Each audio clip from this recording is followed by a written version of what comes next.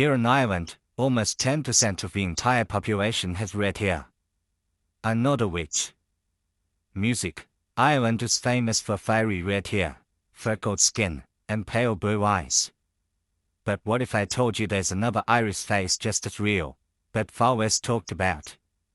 Jet black hair, piercing white eyes, and skin so fairy almost glows. For centuries, people have whispered about them, calling them the Black Irish. But who are they really? Were they the descendants of Spanish sailors who washed up after the Armada sank in 1588? The children of Viking raiders who left their mark along the Irish coast? Or does their story go back much further, hidden in the DNA of Ireland's earliest settlers? The truth is stranger than the myths. 056.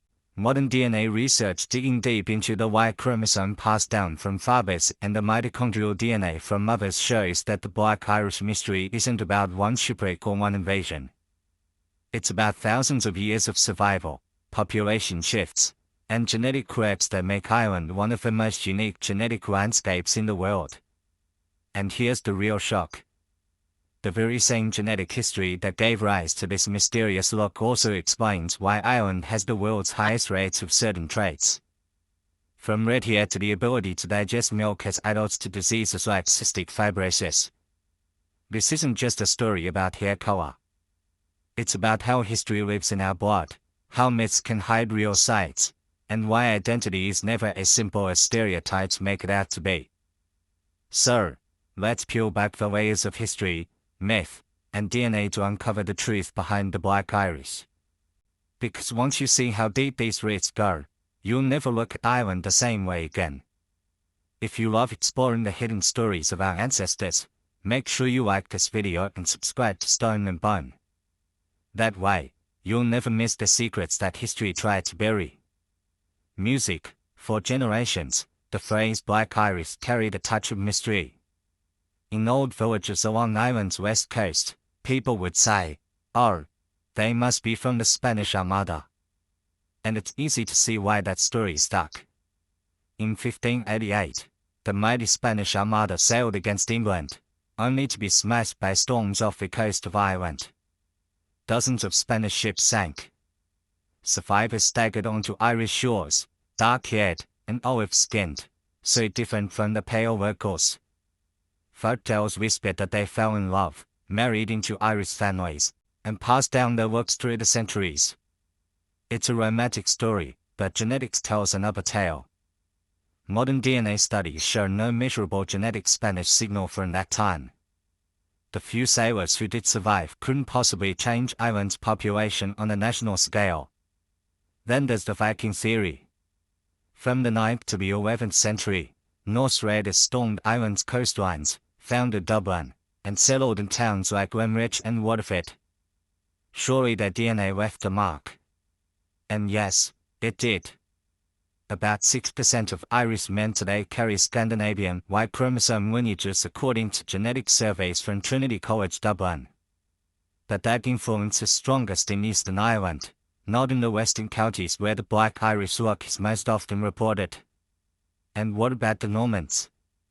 In the 12th century, Anglo-Norman knights crossed the Irish Sea, conquering castles, marrying into noble families, and leaving their stamp on history. But their genetic footprint is surprisingly shallow. Modern DNA shows their influence is mostly confined to aristocratic lines and small pockets in Eastern Ireland. So the three most famous theories, Spanish, Viking, Norman, explain part of Ireland's story, but not the whole puzzle. They don't account for why in places like Kerry, Cork, and Galway, you'll still find families with black hair and light eyes looking as if they stepped out of another era. That mystery, the one folk stories can't quite explain, pushes us to look deeper. Deeper than castles, shipwrecks, or Viking raids into the Bronze Age, when Ireland's entire population was transformed almost overnight.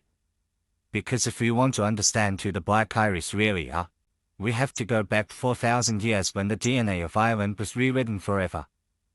To truly understand the Black Irish, we have to step far back beyond Spanish sailors, beyond Viking ships, Into retirement stone circles rose on Irish hillsides and metal fairs began to gleam in the hands of ancient tribes.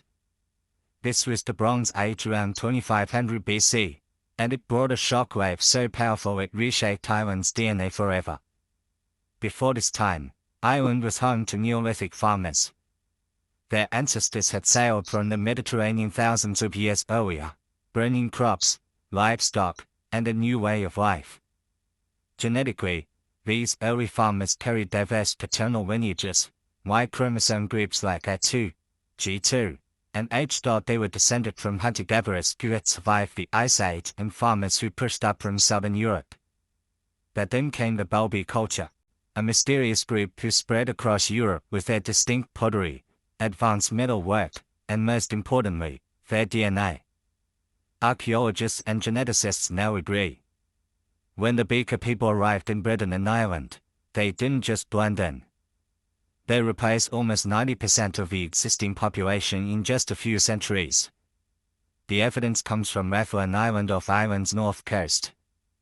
There, scientists uncovered the remains of 3 Bronze Age men buried between 200 and 2500 BC. When their DNA was sequenced, the results were astonishing.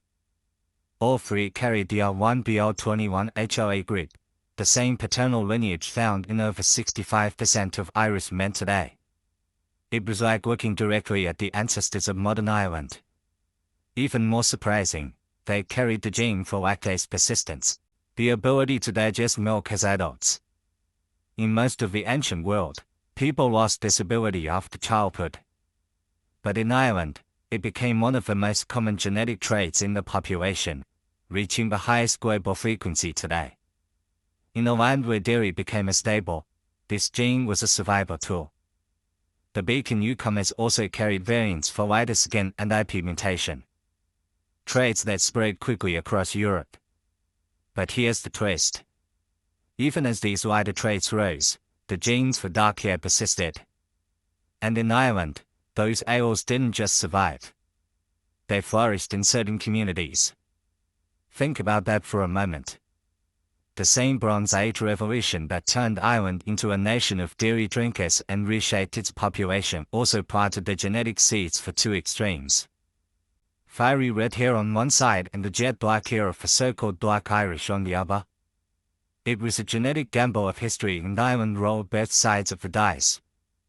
So far, we've traced the story through Ireland's fathers, the Y chromosome, passed from man to son like a surname written in blood.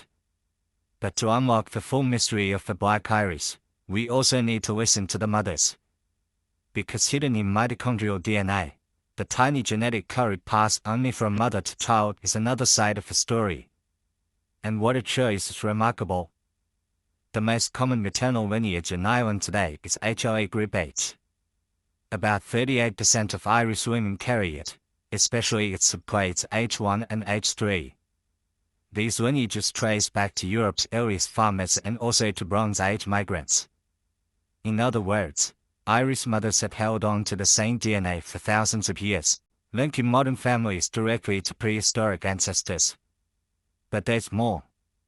Roughly 13% of Irish women carry HLA group U, one of the oldest maternal lineages in Europe. A branch called U5 is often called the hunter-gatherer signature. It connects modern Irish women to the first people who set foot on the island after the Ice Age. Women who hunted, fished, and foraged along Ireland's wild coasts more than 7,000 years ago. Another branch, U4, has roots on the Eurasian steppe and likely arrived with the same Bronze Age migrations that reshaped the male lineages.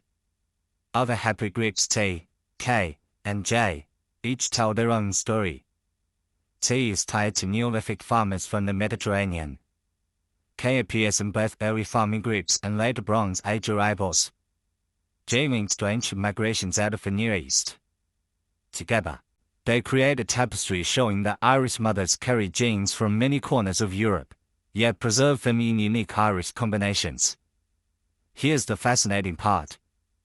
Many of these maternal lineages are found across Europe, but the specific subclades in Ireland often show the closest matches not to Britain, but to France, Iberia, and the wider Atlantic coast.